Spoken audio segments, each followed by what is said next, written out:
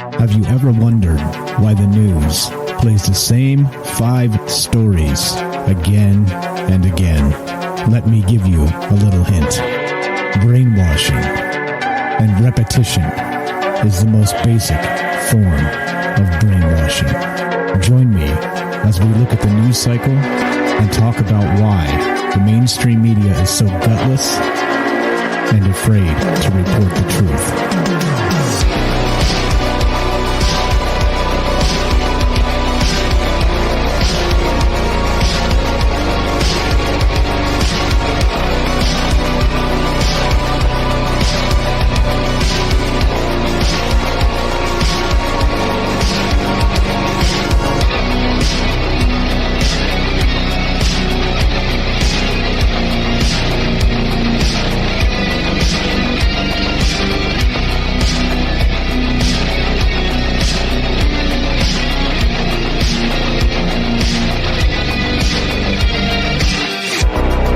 What's up, guys? Happy Friday. Welcome to Troubled Minds News. I'm your host, Michael Strange, and this is a show where the conspiracy is the news. Thanks for being patient with me. Had some business to handle, making sure that things are just so, because sometimes things aren't just so.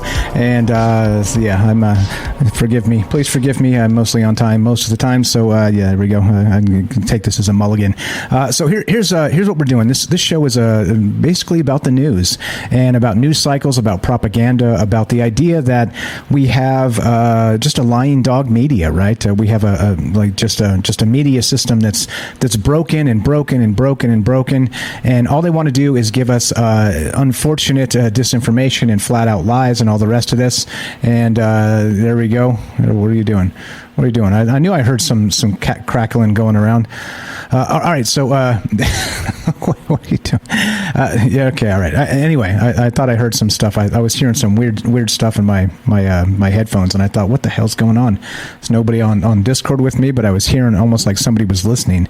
And now Austin pops in. Was that you, Austin? Were you there listening like 3 minutes ago or something? Yeah, I tried to connect a few minutes ago. Okay, all right. Actually, I'm gonna have to mute up, and I'll just join again in a second. There's a lot going on over here. All right, you're fine.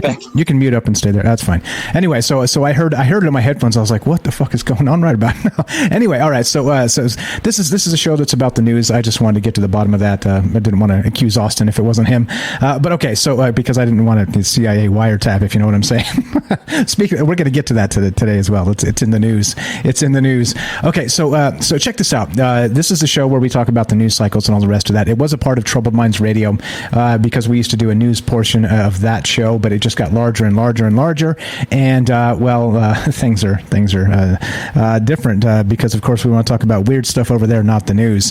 So let's talk about the news here. So if you want to be part of the show, as far as transparency goes, we got an open phone line, several phone lines, matter of fact, 702-957-1037. That's 702-957-1037. And put you on the show. Jump on the Discord as well, troubledminds.org. Click the Discord link. What's that? What's that? Means Cal says, I know all of you because I listen to all the podcasts after the fact every day. Every day. Appreciate that, man. Well, you're here to catch us for one live, so thanks for popping in.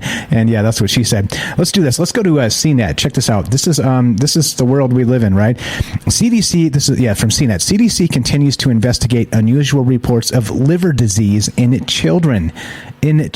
Right?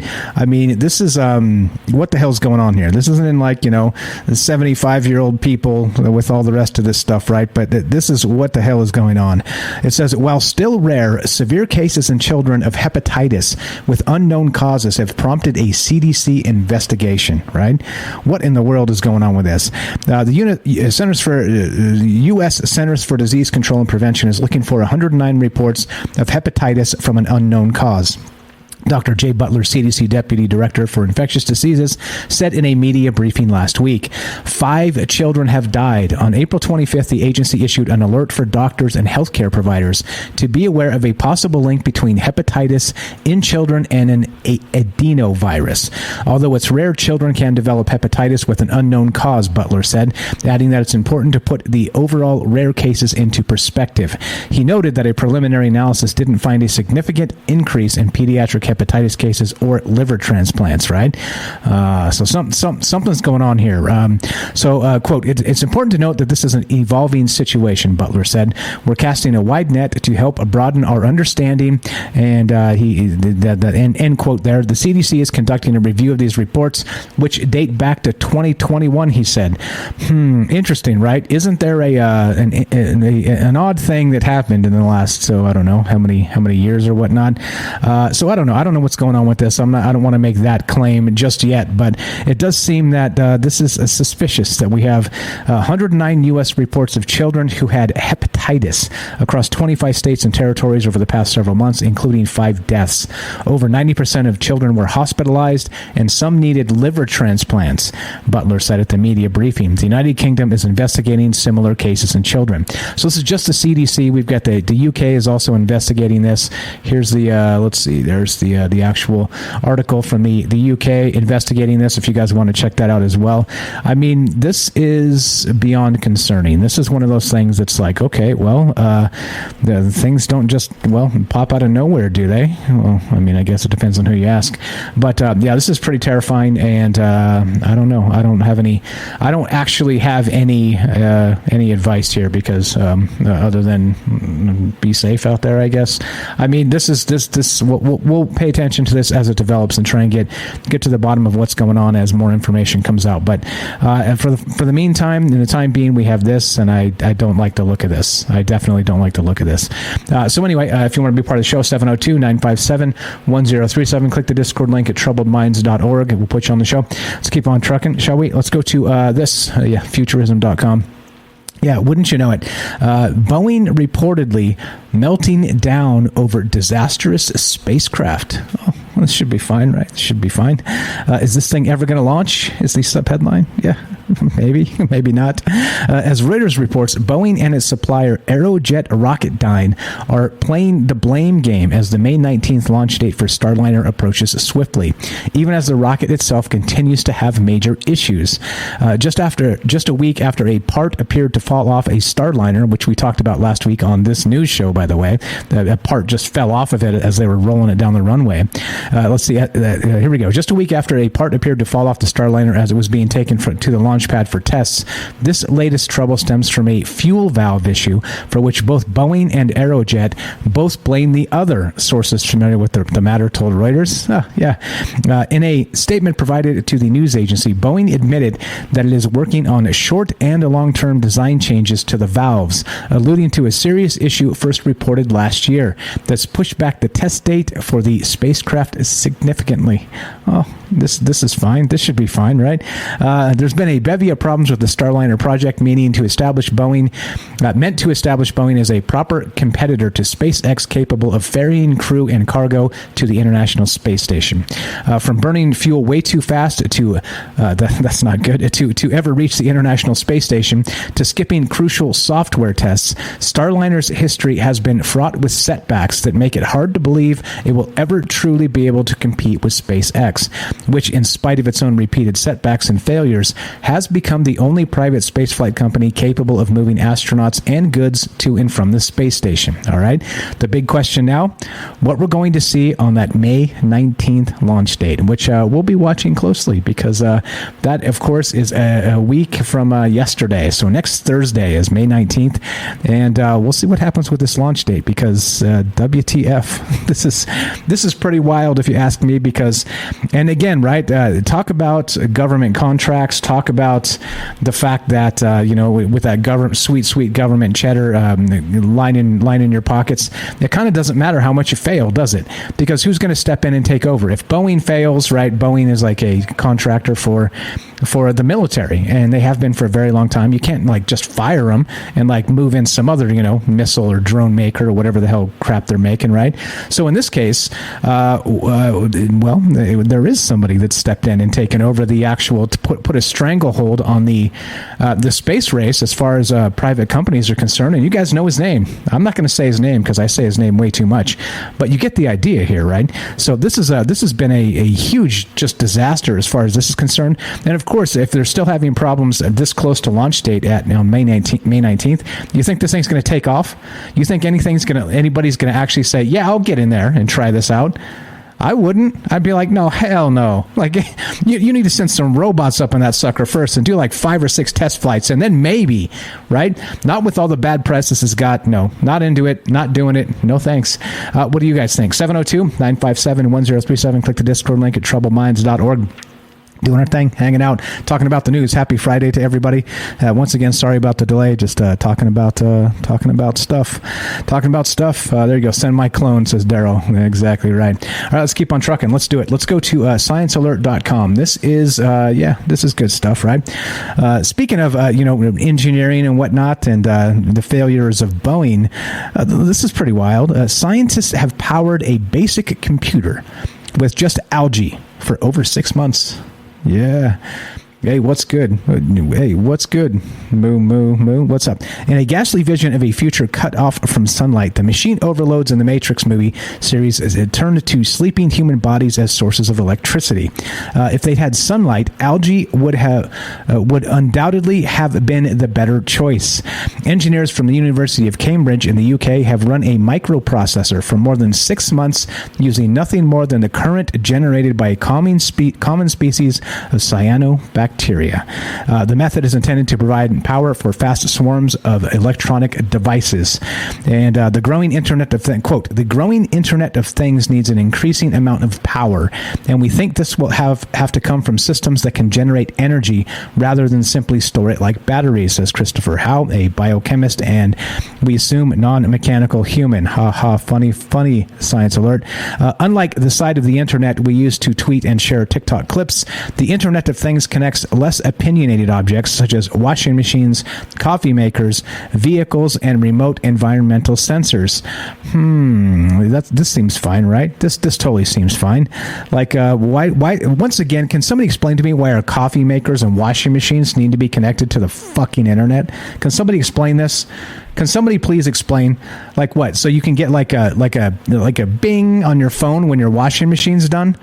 Come on, this is stupid. If this isn't just another link in the surveillance state, I don't know what is. And there you go. Call me a conspiracy theorist. I don't give a damn. Prove me wrong. Give me one good thing having the internet connected to your washing machine is a benefit. What is it? What's the benefit? Really? I mean, it's got a timer on there. It's got a timer that will actually buzz at you when it's freaking done. So why do you need to connect it to the internet?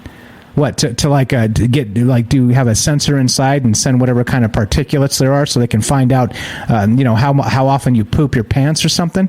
You know what I mean? Like, I don't know. Like, literally, why do you need your washing machine or your coffee maker or your toaster connected to the internet? Right? Oh, so clearly, on your way home from work, you could, start the coffee, you could, set the toast 5 minutes before you come in the door and then start the laundry too, right? I mean, yeah, fine, right? But really? That's why we're connecting these things? And there's timers for that type of stuff, right? You can set many of these devices to go off when they're supposed to go off. Start the laundry at 3 p.m., right? And it'll do it, right?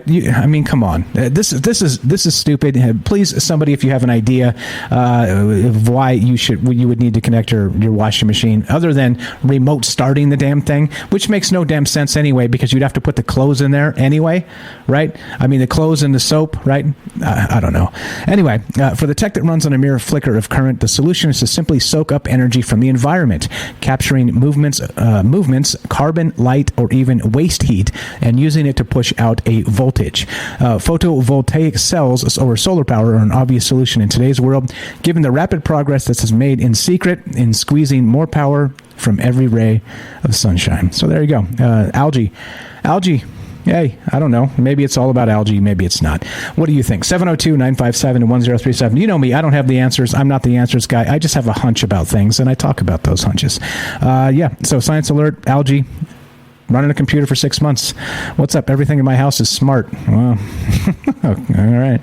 Your toaster, your washing machine, everything? Not mine. I'm going to rip the guts out of things that start waking up and talking to me. All right, let's go to Inverse. Inverse.com. Where are we at time-wise? I think we're okay, right? I think we're good. Actually, this is a perfect time for a quick break and get a word from our sponsor, which, of course, is you. And let's do that. So you're listening to Troubled Minds News. I'm your host, Michael Strange. Don't go anywhere. More coming up after the break. Be right back. Are you digging the show? If so, you can support us quite easily and at no additional cost to you if you already have an Amazon Prime account. Since we stream on Twitch every day, all you have to do is link your Amazon Prime account to your Twitch account, and they give you free games on a monthly basis for your personal use, and also a bonus $5 a month to send to your favorite streamer as a way to bring more people to Twitch. And all you have to do is sync up the two accounts and click subscribe. Thanks for considering us. All right, so welcome back to Troubled Minds News. I'm your host, Michael Strange, and let's keep on trucking, shall we? Let's go to this. This is from Inverse.com. China finds recent water flows on Mars. With big implications for alien life. Here we go, straight from the article. Mars was once wet enough to cover its entire surface with an ocean of water, hundreds to thousands of feet deep, holding about half as much water as the Atlantic Ocean. However, the most recent epoch of Martian history, known as the Amazonian, the past 3 billion years of the red planet, is often considered cold and dry. Now, in a new study published Wednesday in the journal Science Advances, China's first rover on Mars finds evidence of water there potentially within the past 700 million years. All right, so that doesn't seem like a long, it seems like a long ass time, right? But they're saying that for billions of years they expected it to be dry and dusty, but in this case, maybe not, right? So 700 million years, which means, of course, as we know, water does strange things. It will evaporate. It will actually dissipate from outside the atmosphere, that sort of thing. It will also go underground. So makes you wonder what's underground on Mars. Here we go. Recent findings suggest that liquid water might have once flowed across Amazonian terrains, such as the Lyot crater in the northern lowlands of Mars. However, these lowlands are largely covered in dust, making it difficult for orbiters above the red planet to detect any water-laden minerals except ancient samples blasted out by cosmic impacts. The Chinese National Academy of Sciences researchers analyzed data from the Zhurong rover of China's Tianwen-1 mission to Mars, and the rover landed in the northern lowlands of the red planet in 2021, specifically at the southern Utopia Planitia, which we've talked about quite often, the largest known crater from a cosmic impact on Mars. Previous research suggested that around Zhurong's landing site may be roughly 700 million years old. Several geological features there, such as troughs and ridges, also suggest water may potentially exist just underneath the surface. The rover examined local rocks with a telescopic micro-imaging camera, an infrared sensor, and a laser that zapped the rock to help sensors probe the chemical makeup of the resulting vapor. And, of course, water on Mars, which, of course, was supposed to be a dry and dusty planet. And apparently, well, it's not. So the question for you is there life on Mars? Is there life on Mars? What's going on up there? Crazy stuff. Lots to think about, lots to talk about per usual, and that's what we do here. And you want to be part of the show? 702-957-1037. Click the Discord link at troubledminds.org. Put you on the show. Easy as that. Let's get to a topic here that's super near and dear to my heart. Makes the heart go pitter-patter. CNBC reports this, and this makes perfect sense, doesn't it? The door leads to the water, right? Yeah, exactly. The door on Mars, which I'll pull that up in a sec. Actually, let's talk about that right frickin' now. Why not? Because I don't think we had this kind of dodged like a full discussion on not just Troubled Minds. We kind of added it to the end of one thing real quick, and so it didn't actually make the news show. Let's see. I sent it to Ash. That's the easiest way to find it. Here you go.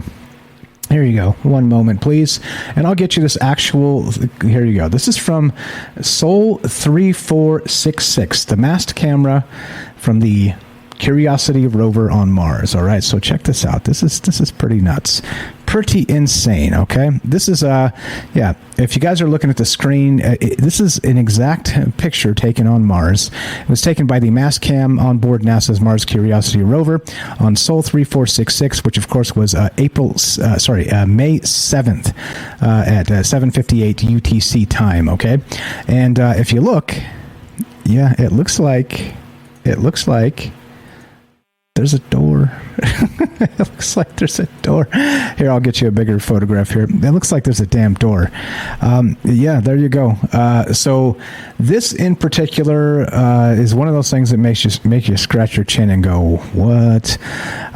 So not only does it look like there's a door that kind of goes into the rock outcrop here, it also looks like there's maybe a structure, a sort of around it. I don't know. It does look suspicious. Let's say it does look suspicious, and I don't know. Like they're saying that, of course, you zoom out. The Mick West debunk is like, oh, zoom out. It's like just a little hole in a rock.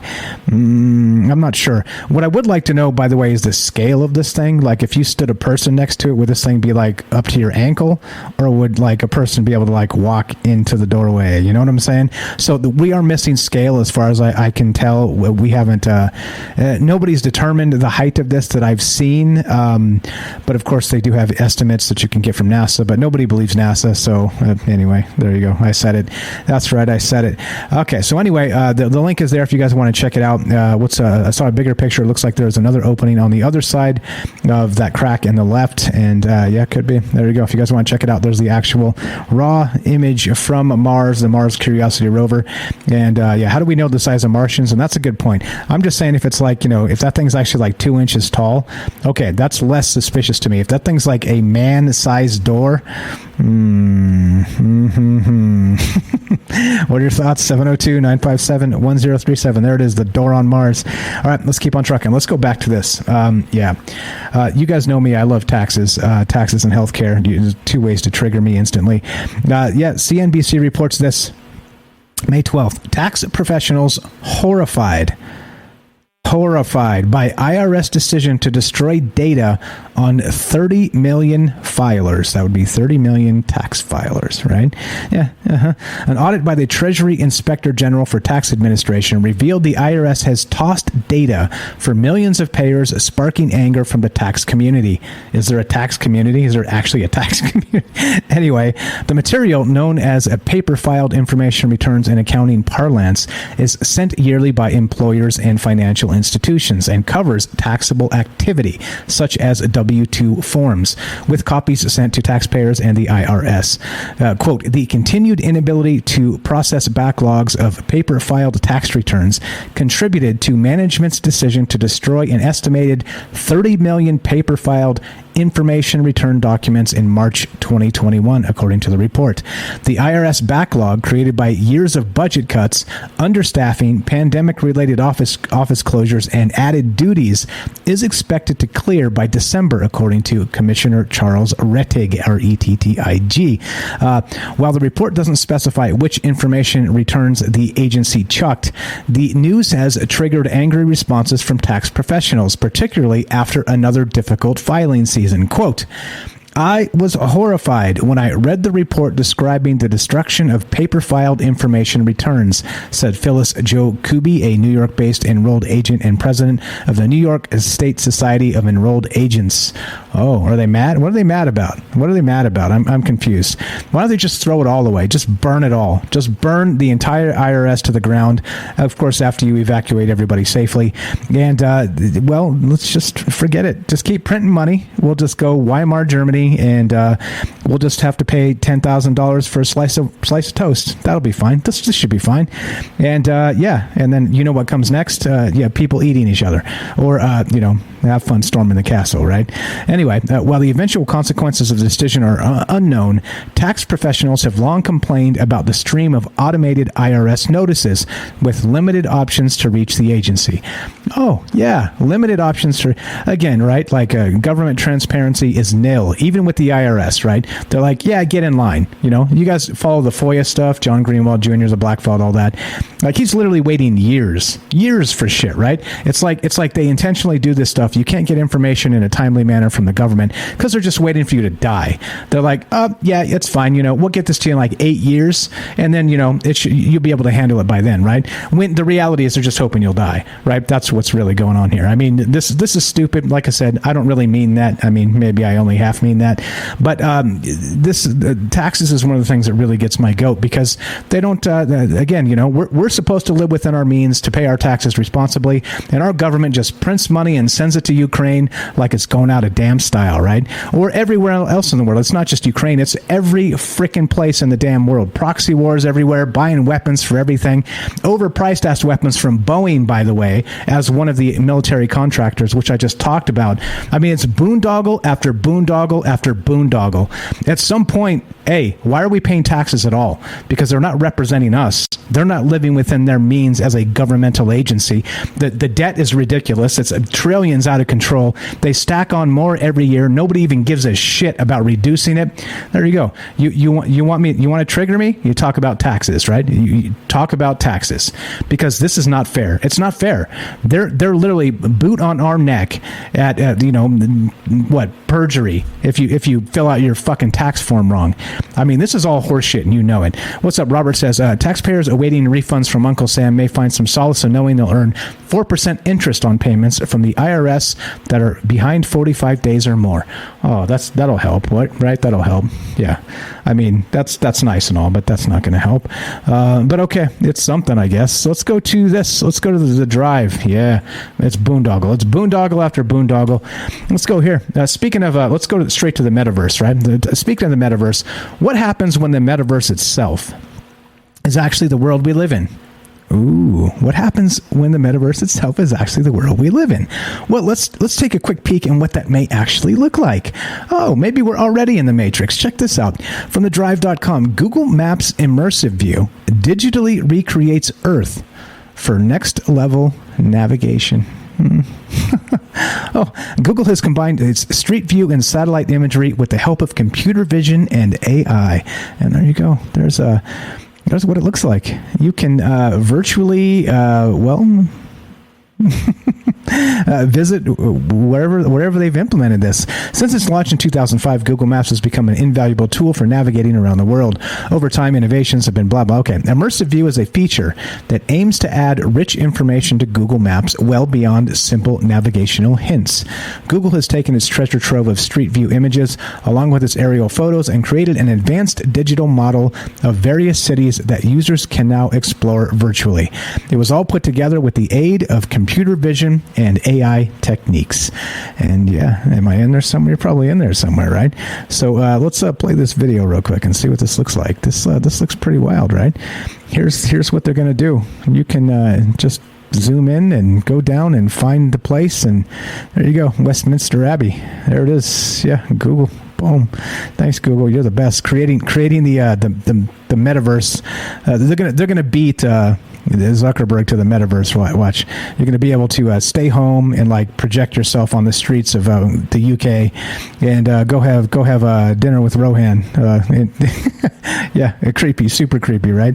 Yeah, this is super weird. So I don't know. It says, thus in cities where immersive view has been enabled, there's no need to squint at blurry street view images when you're trying to figure out the vibe of an area. Oh, the vibe. It's about the vibe. Instead, there's a 3D world available to explore from any angle. It's much easier to get a feel for the layout of a place when you can freely change perspective and see how everything is related in a spatial manner. Ah, this is fine. This is fine. Like Elon Musk has always said, I told you I wouldn't say his name, but I did. Maybe we're not actually living in base reality after all. The plot thickens. 702-957-1037. I can talk so fast because I've had a lot of practice. Let's keep on trucking, shall we? Let's go to neuroscience news and look at this. This is this is good news for you vegetarians out there. Eating sea squirts may reverse the signs of aging. You ready for this? Crickets, mealworms, bugs, and now sea squirts. This is fine. There you go. And this is how this starts. If you've ever looked in the mirror and seen graying hair and wrinkles or forgotten the name of a close friend, you'd be forgiven for wishing for a pill that could slow or even reverse the effects of aging. Dun dun dun. All right, there it is. A new study suggests that this may not be such a fantasy. Researchers from Jiaotong Liverpool University, sorry, that's probably not the way you say it. My Chinese is terrible. Stanford University, Shanghai Jiaotong University, and the University of Chinese Academy of Sciences have reported that supplementing a diet with the sea organisms how do you say this? Ascodiacea. Yeah, there you go. Also known as sea squirts, reverses some of the main signs of aging in an animal model. This is fine. This is fine. Let's actually get how to say this from Microsoft Mike, and give me a second to take a sip of coffee here. Let's see if I pronounced this correctly. Microsoft Mike, you're up. A new study suggests that this may not be such a fantasy. Researchers from Jiaotong Liverpool University, Stanford University, Shanghai Jiaotong University, and the University of Chinese Academy of Sciences have reported that supplementing a diet with the sea organisms Ascidiacea, also known as sea squirts, reverses some of the main signs of aging in an animal model.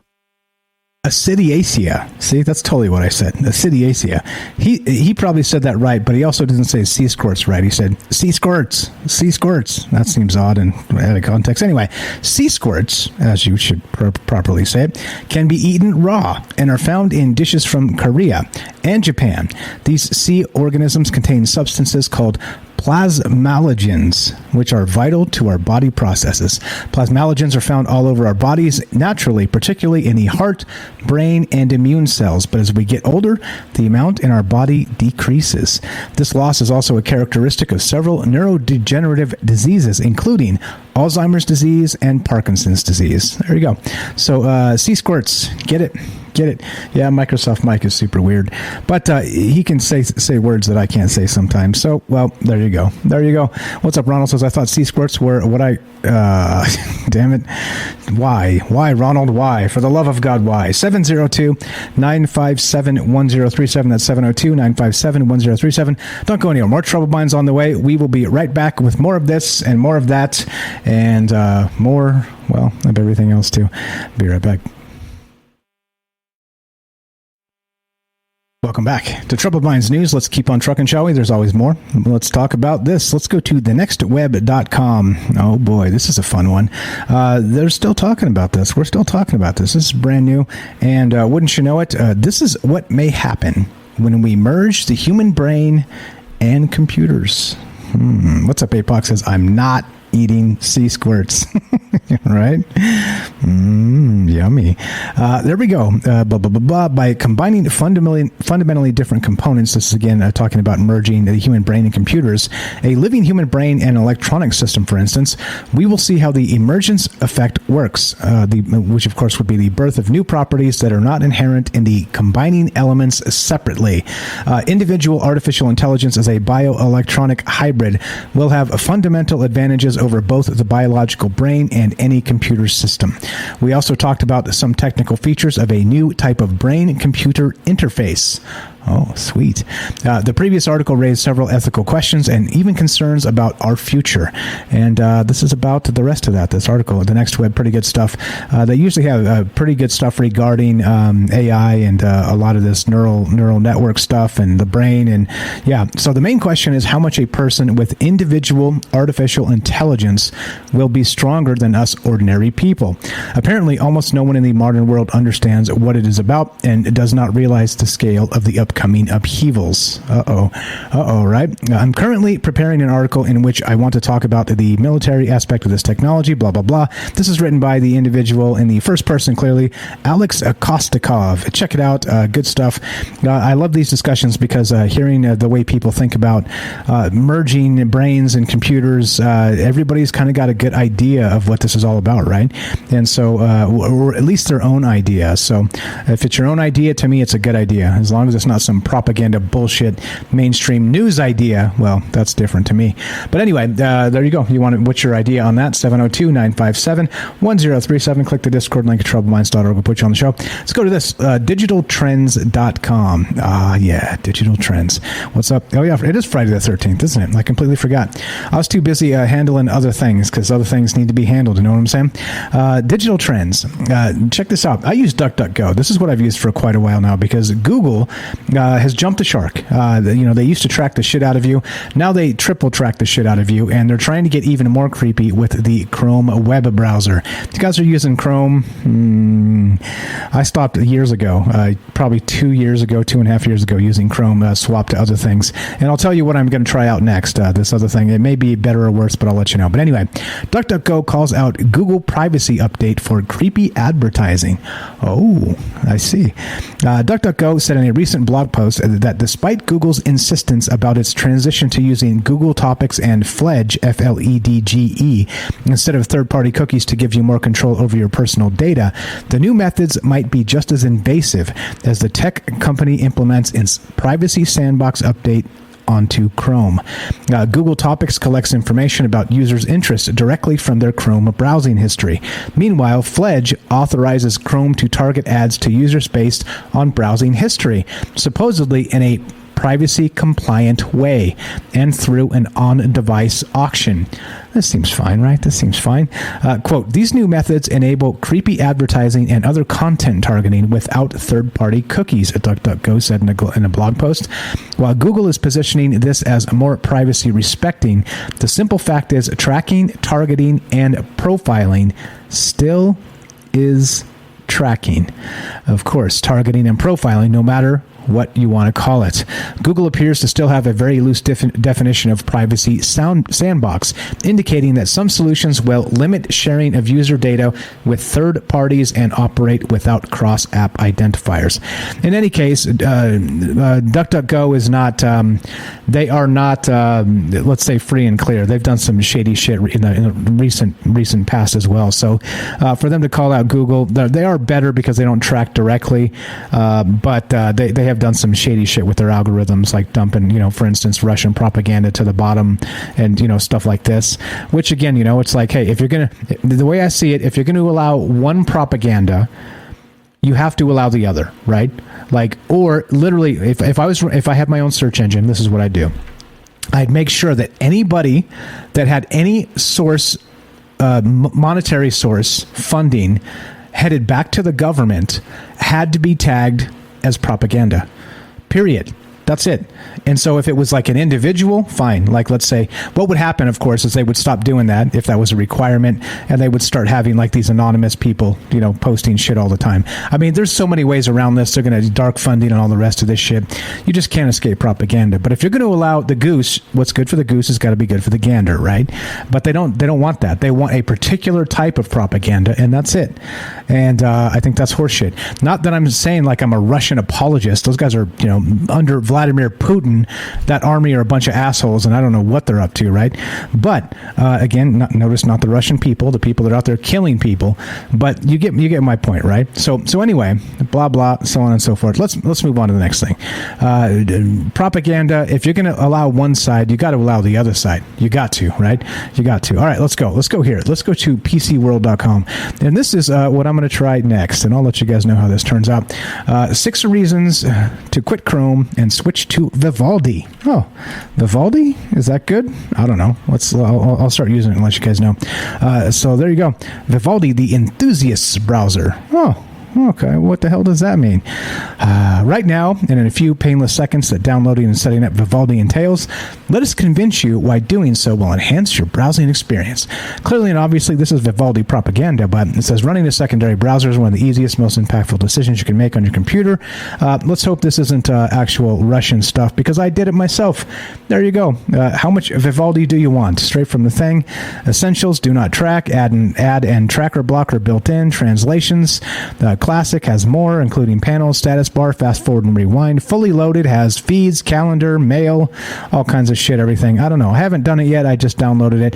If it's bullshit, I'll let you know it's bullshit. You guys know me. I'm not trying to sell anybody's garbage. I'm just, Chrome sucks. And I'm actually using Microsoft Edge, which is probably not any better, but it's a Chromium version without all the Chrome creepy shit yet. But it's coming. I'm sure it's all coming. So anyway, what are your thoughts? Do you know a browser that's actually secure or gives a shit? 702-957-1037. Click the Discord link at troubledminds.org. Where are we at time-wise? We're good. Everything's fine. Let's go here. ScienceAlert.com. Oh, yeah. .com. Let's go to this. This is, octopuses tragically destroy themselves after mating. We may finally know why. We've talked a lot about the octopus, haven't we? As being possibly an alien entity, alien DNA, or Lord knows what, right?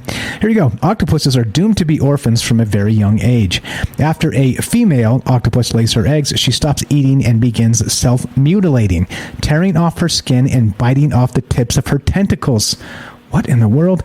By the time a young octopus wriggles out of its egg, its mother is already dead. A few months later, its father will die too. The short and grim life of the octopus has long fascinated scientists. In 1944, researchers hypothesized that mating was somehow hitting a molecular self-destruct button within the sea creatures. It's taken nearly 80 years, but the vague hypothesis is at least taking shape. Molecular self-destruct button. Interesting. Researchers have recently figured out that mating seems to change several critical biochemical pathways based on cholesterol into various hormones in female octopuses, or octopi as we like to say. Quote, we know cholesterol is important from a dietary perspective and within different signaling systems in the body too, explains molecular biologist Ziyan Wang, who conducted the research while at the University of Chicago. The quote, it's involved in everything from the flexibility of cell membranes to production of stress hormones, but it was a big surprise to see it play a part in this life cycle process as well. Among humans, some precursors of cholesterol are toxic at high levels. Genetic disorders that increase cholesterol metabolism can therefore result in grave developments and behavioral issues, including repetitive self-injury and feeding impairments. Severe cases can even be life-threatening. The symptoms are oddly reminiscent of female octopuses in their final days, which suggests researchers might be onto something. Really? I don't know. This is a good one. This is a weird one. This is pretty bizarre.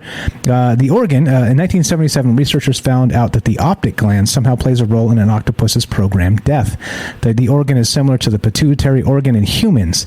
It sits between the octopus's eyes and is linked to sexual development and aging in cephalopods. When it is removed from a female octopus, the creature lives several months after laying her eggs. In 2018, scientists took this knowledge and sequenced the RNA of two optic glands from two female octopuses in different stages of decline. As the octopus neared death, the authors noticed higher levels of activity in several genes that control for sex hormones, insulin-like hormones, and cholesterol metabolism. Anyway, this is creepy as hell, and very creepy, kind of like the spiders that eat each other. Just a weird-ass animal world we live in, and there we go. We got the Cthulhu expert in the chat. What's up, Night Stalker? Some weird mechanism in nature to make sure the octopuses don't completely overrun us and dominate the planet. There it is. As long as I don't start ripping my tentacles off and spitting them all over the place, because I'm not into that. That's not my thing. 702-957-1037. Is it your thing? Is it your thing? Let's hope not. Let's keep on trucking, shall we? We got this. This is one near and dear to my heart. Speaking of the CIA spyware, check this shit out. Yeah. This is from FCPA blog and about white-collar crime, enforcement, and compliance. Check this out. Check your devices for Pegasus Spyware. Now, I've been getting all kinds of text messages recently, all kinds, saying shit like, oh, hi, Jimmy, this is Sam. Are you still living in New York? Shit like this, right? All kinds of them. Like, I'm getting spammed with this shit these days. It never used to happen. And I'm like, I wonder if I'm on somebody's target list now. But listen to this. This guy says, from Harry Casson, May 12th, while performing a routine malware scan on my devices, I recently got an unexpected hit. positive for Pegasus. It appeared that my phone had been compromised by the military-grade spyware wreaking havoc across the globe. With poison grace, I contemplated the next steps and, of course, freaked out. I contacted the company whose software had detected it. They sent me the following note, along with the contact information for Amnesty International Security Lab. Please inform Amnesty that you had a positive detection of Pegasus and include the report in your email. As instructed, I emailed Amnesty, who investigated the report further. One sleepless night later, I received an email from Amnesty informing me that it was a false positive. The kind folks at Amnesty Security Lab explained how they had determined it was a false positive, and the relief was overwhelming. Well, what is Pegasus? You guys heard of this?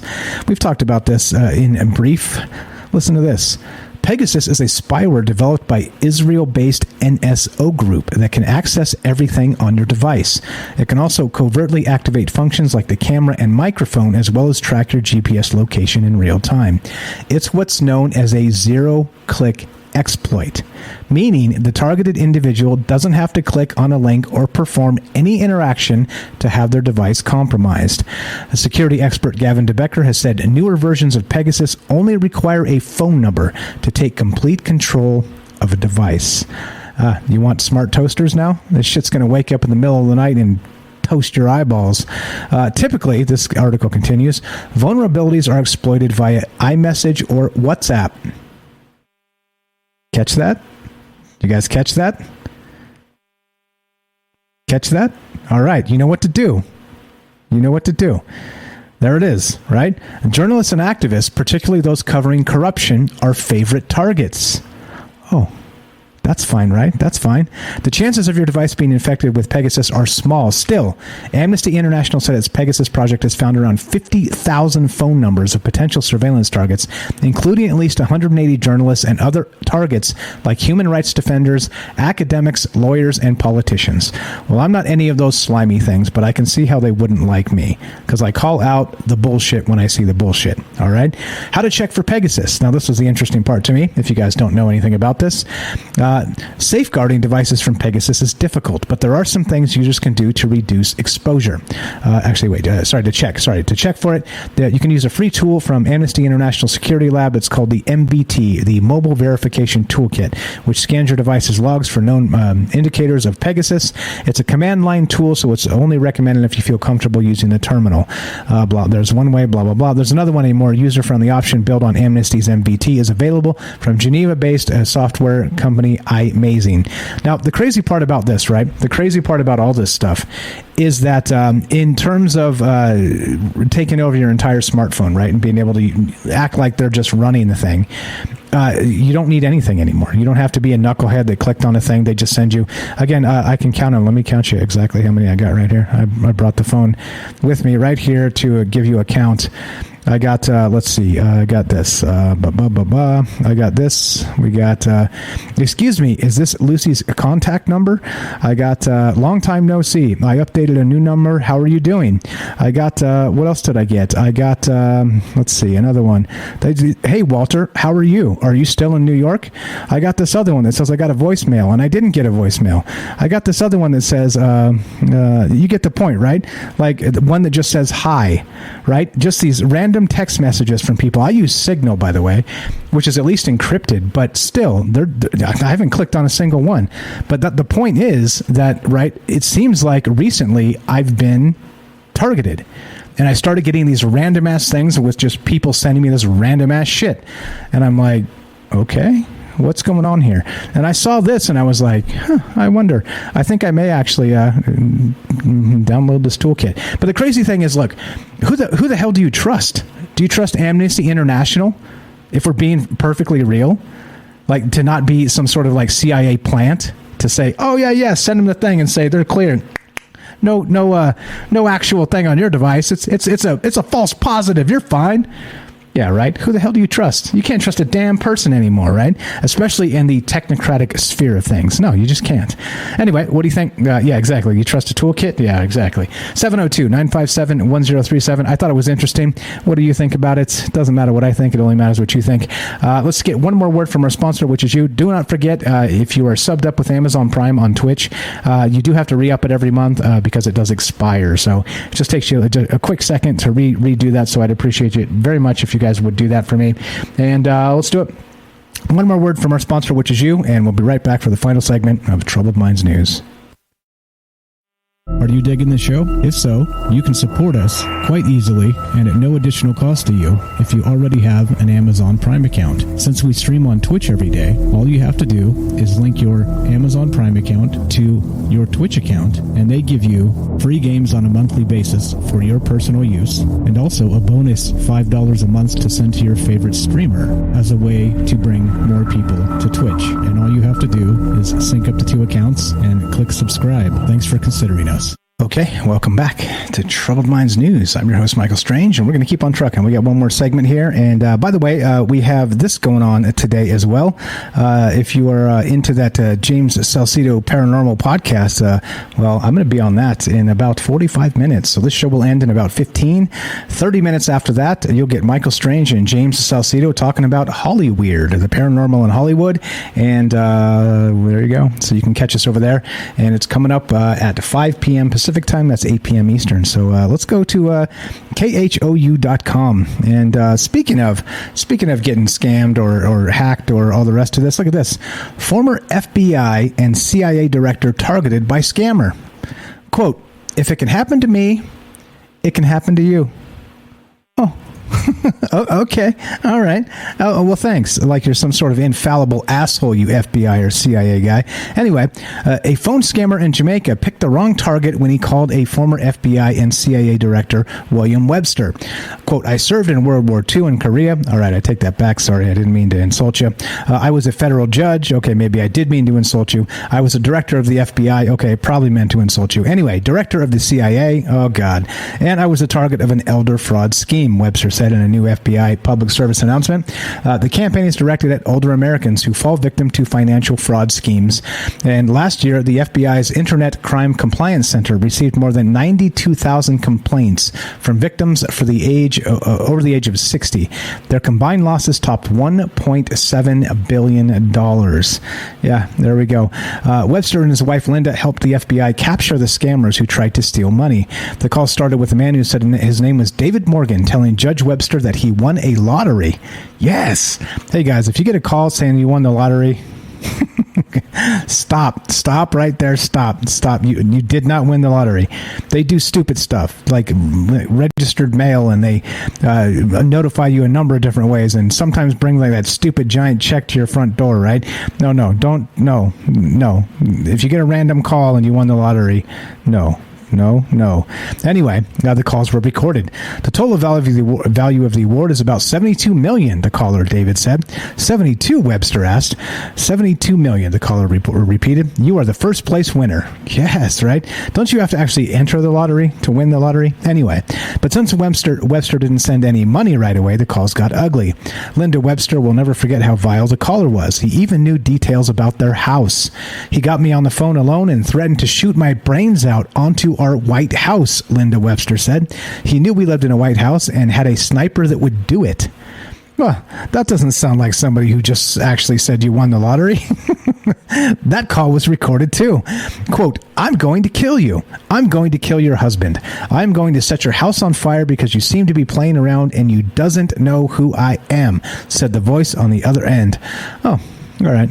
Well, in the old days, right, when people used to call and threaten to kill you, your actual response was, "You're welcome to try, my friend." And there you go. And then you politely hang up the phone. And there you go, right? And done. We'll see you when it matters. And let's see if you got the guts to actually bring something. And there you go. I'm not even a tough guy, but if you want to threaten me on the phone, hey, I'll see you down at the corner of 5th and 8th at high noon, MFer. What's up? Yeah, you won't show. They won't show. These big mouth, loud mouth pieces of garbage. Anyway, don't get scammed. 702-957-1037. Click the Discord link, troubledminds.org. There we go. Let's look at this. Let's go to SciTech Daily. SciTech Daily.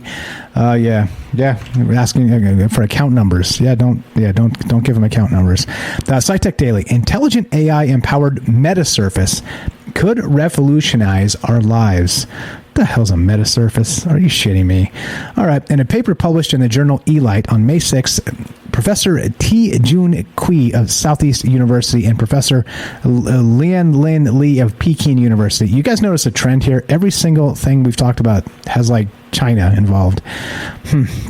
Anyway, conspiratorial tinfoil just lit up. My spider sense tingled. Anyway, so they led a research team to review intelligent metasurfaces. Quote, intelligent metasurfaces control communication and computing, investigated the development of intelligent metasurfaces with an eye for the future. What the hell's a metasurface, right? Yeah, intelligent metasurfaces have three crucial properties: digitalization, programmability, and intelligence. They provide an important opportunity to control the interactions without human intervention. Digitalization enables the metasurface to encode, decode, and store digital information. Programmability also means that the metasurface can realize distinct functions with one physical entity. Intelligence indicates that the intelligent metasurface can make decisions, self-program, and perform successive tasks without human supervision. There we go. Intelligence is the core, and algorithms can take this role as well. I don't know, like smart surfaces? What the hell is this? What? Yeah, they can keep their metaverse, right? Yeah, exactly. I don't even know what the hell this is. It seems creepy. What do you think? 702-957-1037. Click the Discord link at troubledminds.org. Let's go to this. Let's go to space.com. Yeah, love this. Love this. Need more coffee. More coffee. Mining the moon to help save life on Earth. Yeah. Now, this is what environmentalists should be doing, right? I mean, let's be real. It's literally like, hey, we absolutely do not need to be destroying the Earth. Let's instead, shall we, destroy the moon? Here's your op-ed from space.com by Louis Pinault, published 3 days ago. Moving heavy industry off Earth could help cure some of what ails our planet. Now we're talking, right? Now we're talking. Yeah. So, blah, blah, blah, blah. Humanity's fossil fuel war. Okay, blah, blah, blah. Let's get the ad with the ass off. Okay, you can't get the ad with the ass off. Let's close that. That's absurd. All right. Anyway, humanity's, skip that. Whatever the purported cause is, we are presently witnessing a savagery that seems designed to serve only one dark rationale, incurring such pain that a concession of Ukraine's eastern Donetsk region, Donetsk region, I don't speak Ukrainian either, holding upwards of 90% of the country's vast oil, gas, and coal reserves becomes a seemingly acceptable as the loss of Crimea and its significant offshore gas reserve. Okay, look, I don't give a shit. The guy's saying, go destroy the moon because destroying the Earth is just a bad option. And it is, but I mean, do you think destroying the moon's a better option? I mean, let's be real. How about we just, not destroy the Earth? That's probably a better option. Not destroy the moon too. I'll have both, please. Found out the cause of aphasia on another podcast. Cholesterol lowering drugs. Okay, all right. I'm not a financial advisor, and consult your doctor before changing your financial diet. Make sure you got to do all that stuff. Here we go. Let's go to marketwatch.com. Yes, the crypto crash. Anybody following this? Yeah. Here's how much money you would have lost if you bought crypto during Matt Damon's Fortune Favors the Brave commercial. Did you guys see this one? It was during the Super Bowl, right? Yeah. The Matt Damon Fortune Favors the Brave commercial has been viewed over 28 million times on Twitter and YouTube. All right. Well, let's find out. Remember when Matt Damon told you Fortune favors the brave? Well, Twitter users sure do, which is down almost 10%. And many of them are bringing up the viral Crypto.com ad, while prices for cryptocurrency like Bitcoin and Ethereum are slumping. And crypto exchange platforms like Coinbase are losing billions in market cap. The commercial, which debuted October 28th, 2021, and was replayed again during the Super Bowl, has now been viewed 9 million times on Twitter and 17 million times on YouTube. Yeah. Here you go. This is from John Schwartz on Twitter. The funny thing about the phrase "fortune favors the brave" is that the Roman author Pliny the Elder famously said this just before setting sail toward Mount Vesuvius mid-eruption, and then immediately died. Uh-oh. Uh-oh. Well, there you go.